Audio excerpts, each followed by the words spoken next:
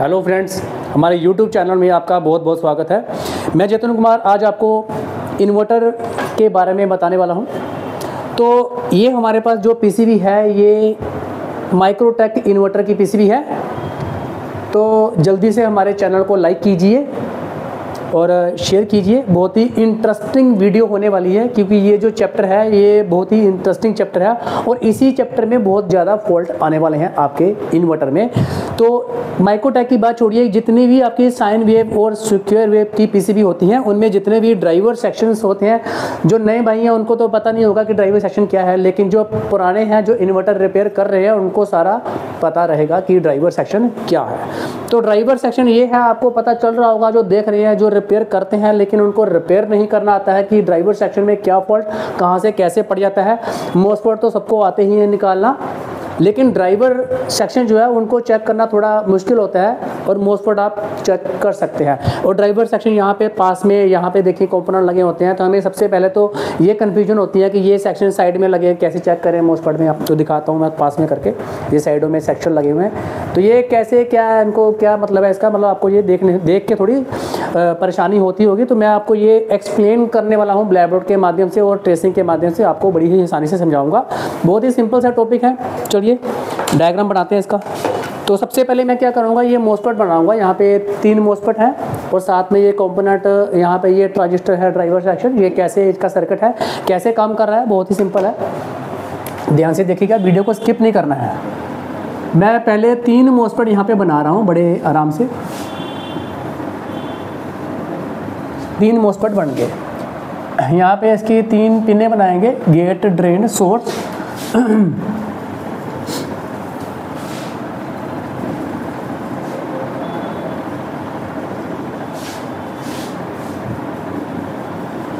Gate, drain, source. और अब इतनी बात सबको पता है कि मोस्फेट को ऑन करने के लिए गेट में फ्यूज रजिस्टर रहता है, तो हम यहाँ पे फ्यूज रजिस्टर लगाएंगे। गेट में फ्यूज रजिस्टर लगाएंगे।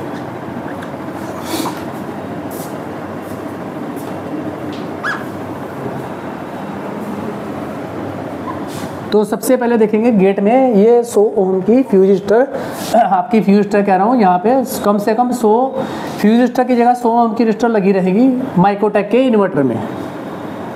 ज़्यादातर जो पीसीबी हमारी ऑन बोर्ड जो चलती हैं मार्केट में चल रही हैं वो माइक्रोटेक इन्वर्टर की ही चल रही हैं।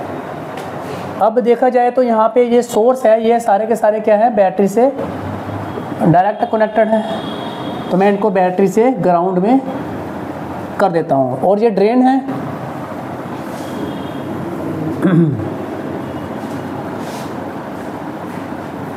ड्रेन आपके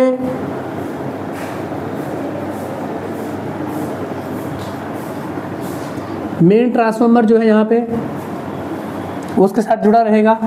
दूसरा मोस्फेट का सेक्शन यहाँ पे मैं थोड़ा सा आपको बना लेता हूँ, गेट, ड्रेन, सोर्स। तो यहाँ ट्रांसफार्मर के बीच में रहेगा बैटरी का 12 वोल्ट।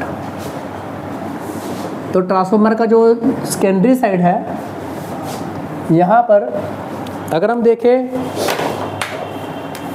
न्यूट्रल 200 वोल्ट और 125 वोल्ट, इस प्रकार ट्रांसफार्मर के कनेक्शन है। 3 वायर उस तरफ होगी, 3 वायर इस तरफ होगी। ये हमारा मोस्फेट का जो ड्राइव आउटपुट सेक्शन है। एक हमने हीट सिंक इस प्रकार से बनाया है, दूसरा हीट सिंक हमने बनाया नहीं क्योंकि दोनों ड्राइवर सेक्शन और मोस्फेट सेक्शन सेम है। दूसरा हमने यहाँ पे मेंशन कर दिया है एक मोस्फेट लगाकर ट्रांसफार्मर में। और ट्रांसफार्मर की बीच वाली कॉइल में आएगा बैटरी से डायरेक्ट 12 वोल्ट। अभी देखेंगे ये एक जो फेस है हमारा, ये जो फेस है ये काम कैसे करता है। सबसे पहले यहाँ पे हम एक ट्रांजिस्टर बना रहे हैं। ये हमारा डिस्चार्ज ट्रांजिस्टर है जो कि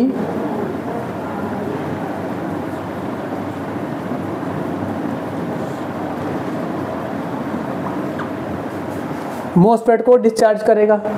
ये सबसे पहले गेट और सोर्स में जुड़ा होता है। गेट में ये कलेक्टर जुड़ा है इसका और सोर्स में इमीटर जुड़ा है। जब भी MOSFET आपका उड़ेगा 100 ओम की रजिस्टर भी चेक करनी है और ये ट्रांजिस्टर भी साथ में चेक करना है। ये उड़ा हो सकता है आपको, इसको अगर नहीं भी उड़ा है तो आपकी यहाँ पे गेट पल्स हमें मिलेगी 3.5 वोल्ट। अगर ये नहीं मिलती है तो आप यहाँ ड्रॉप हो रही है 2-2.5 वोल्ट मिल रहे हैं, तो ये ट्रांजिस्टर हमारा लीकेज हो सकता है। हम इसको डायरेक्टली चेंज करेंगे MOSFET चेंज करने के बाद, अगर ये वोल्टेज ड्रॉप होते हैं तो। अब एक ट्रांजिस्टर जो होता है हमारा यहाँ लगा होता है नीचे,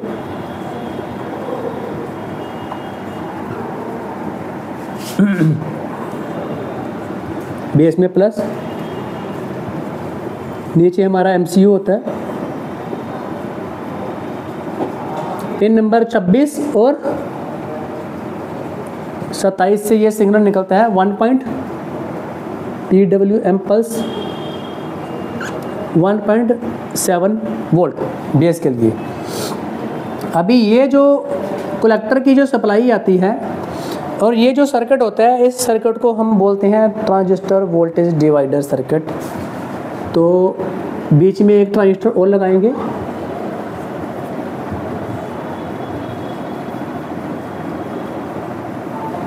और ये जो ट्रांजिस्टर है ये डायरेक्ट इसके बेस को ऑन करेगा।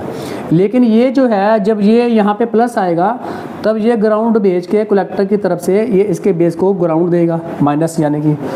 लेकिन NPN ट्रांजिस्टर होने के नाते ये बेस पे प्लस आने पर चालू होगा, तो इसको बेस को प्लस कहाँ से मिला? माइनस तो ये दे रहा है इसको प्लस कहाँ से मिलेगा? मुद्दा ये है, जब इसको प्लस मिलेगा तभी ये चालू होगा।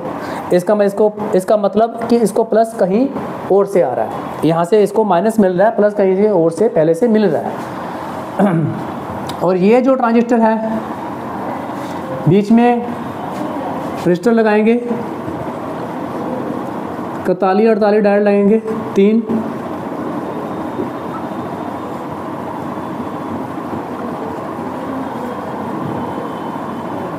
41-48 डायोड 3 लगाकर इसके बेस को, और ये इसका जो इमीटर है ये भी ग्राउंड रहेगा। अभी जब तक इसके बेस पे प्लस नहीं आएगा तो ये ग्राउंड इधर से इधर नहीं जाएगा। जब ये ग्राउंड इधर उधर गया तो ये चालू होगा प्लस पे, तो ये प्लस कहाँ से आ रहा है? इन सबको इन दोनों ट्रांजिस्टर को बेस पे प्लस चाहिए, और इनको चालू करने के लिए प्लस कहाँ से आ रहा है, वो मेन टॉपिक है हमारा। तो मेन टॉपिक क्या है? ये जो हमारा बैटरी है, किसी भी इन्वर्टर में यदि इस प्रकार का सर्किट आ जाता है तो बैटरी से वो सप्लाई आती है। तो प्लस है, बैटरी का जो प्लस है, 2 रजिस्टर लगेंगे यहाँ पे।